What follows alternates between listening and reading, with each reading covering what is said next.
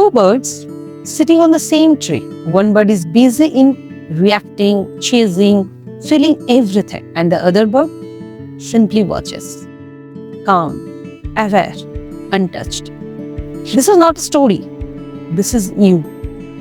Most of us live here by reacting to every situation, every emotion. But there is another space within you that just observes. And when you shift here, you don't lose control. You gain clarity. You respond instead of reacting. So, be the bird that watches.